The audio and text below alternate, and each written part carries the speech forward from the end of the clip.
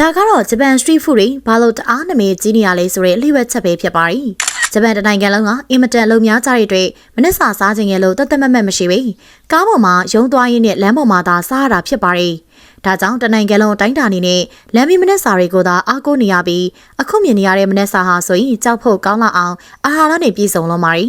မနက်စာရောင်းဖို့အတွက်ဆန်ရှင်ဦးလီဟာပထမဆုံးအနေနဲ့ကျဲဥအလုံး100ကိုပုံးတစ်ခုတည်းဖောက်ချလိုက်ပါရီအပေါ်ကနေအရသာရှိပြီးကျမ်းမာရေးနဲ့ညီညွတ်တဲ့ကျက်တော်မိကျက်တော်နီအသားကြောင်မုံလာဥဘာညာအကုန်လုံးကိုနှုတ်ဆင်းပြီးကျဲဥဘုံတွေကိုထည့်မွေလိုက်ပါရီဒီလိုနဲ့အရသာမုံမှာထည့်ပြီးတော့မွေလိုက်ပြီးရင်တော့အသင်းပြင်ထားတဲ့တံပြားတေအိုးပေါ်ကိုဟင်းသီးဟီးရွယ်စီစန်းကစတင်ကြော်ပါပြီစီပူလာနဲ့ကျက်ဥရည်တွေကိုတင်လိုက်ပုံကအရန်ကိုလှပပြီးတော့တက်ရက်လုံးပါတယ်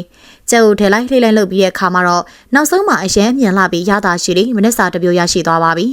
ဂျပန်နိုင်ငံရဲ့များစွာသောကျောင်းသားလူငယ်တိုင်းနဲ့ပညာရှင်တိုင်းဟာဒီလိုအာဟာရပြည့်ဝပြီးတန်ရှင်တဲ့လမ်းမဆိုင်ကစားတောက်တွေနဲ့ပဲအသက်ရှင်နေရတာဖြစ်ပါရီ